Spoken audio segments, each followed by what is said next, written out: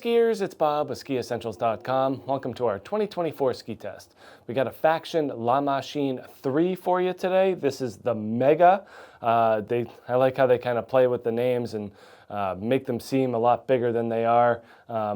This one at 109 underfoot certainly skirts that Mega category, although there are wider skis out there that are a little bit better suited for super deep snow. This one has a really nice mix of those properties that allow it to be great in extremely soft and extremely fresh powder, while also having some precision into it for more technical terrain, a little bit firmer snow, stuff like that. This one really kind of mixes a lot of attributes that make it an extremely versatile touring ski. A lot of companies are kind of making, including Faction actually, are making lighter weight versions of existing successful models. We've seen it with Nordica's Enforcer and Enforcer Unlimited, Blizzard's Rustler to Hustle. Even within Faction, we have their Agent, which is the lighter version of a Dancer. But for them, La Machine certainly fits more into that touring specific category, mainly because it follows that traditional backcountry shape, build, and profile. This one ends up being a whole lot of fun. Pretty light for how much kind of mass and material there is in these skis. And it all starts with a lightweight Paulownia wood core. Paulownia is great for blending that lightweight with a relatively stiffer flex. So you actually get a pretty decent amount of energy with these Paulownia based skis. And then they add 2 layers of carbon to the mix. So a lightweight energetic wood combined with lightweight energetic carbon material actually makes this thing pretty stiff and very energetic.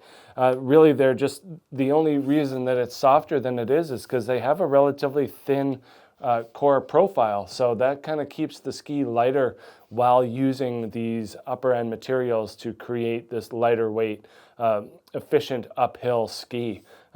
Pretty much a full sidewall as well. Just a slight taper to cap in the tips, the very tips and the very tails. But overall, you're getting that full sidewall in this ski. That's giving it that upper end feel for sure. This is the 184, and on the scale here, we're at 1,605 grams.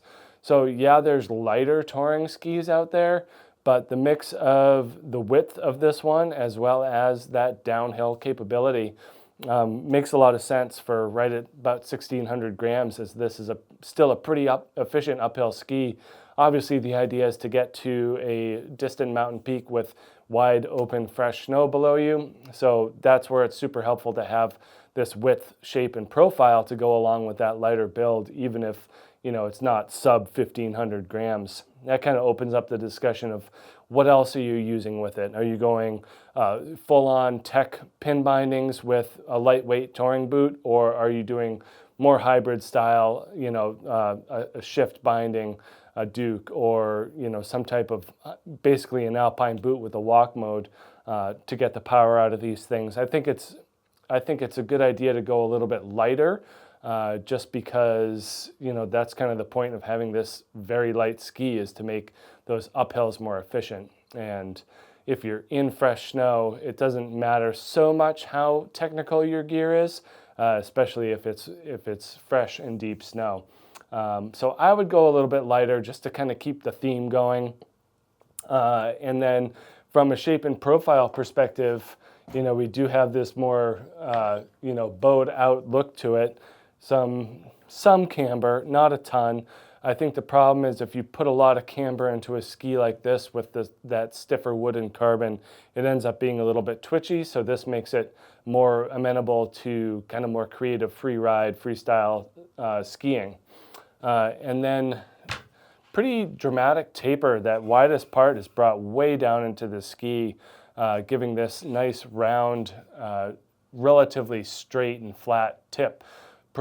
Taper shape, a good amount of flotation up there. And then we combine that with the rocker, which starts, a little bit lower than that taper, leading to some pretty dramatic splay here. That thing's going to pop right up out of the snow. And then in the tail, A little bit longer than you might think with a touring ski. Normally we're looking at slightly flatter tails with less splay, just to keep more of the skin in contact with the snow. Faction's gone kind of their own way with this, and that's fine. You know, the loss of grip in an uphill format is, I would say, marginal at best, but just one of those things that kind of sticks out to us in a touring ski. And then that taper shape's pretty straight, you know, a little bit more of that round at the end, and then that skin fixation point in the back. But yeah, pretty great ski overall. Nice and light, very quick and agile. 21 meter turn radius here, 109 underfoot. So nice blend of flotation and slightly longer turn shape. I think that longer turn radius works well for touring because it's not wandering you. You're kind of putting more of that straight line between you and your goal. And then on the downhills, it just allows you to kind of have more control over the shape and duration of your turn. So allowing you to be more playful, more drifty, more smeary, especially with the light weight of this ski. So great option for that free ride tourer. Make sure you check out this Faction La Machine 3 here at skiessentials.com, and we will see you out there on the hill. Bye.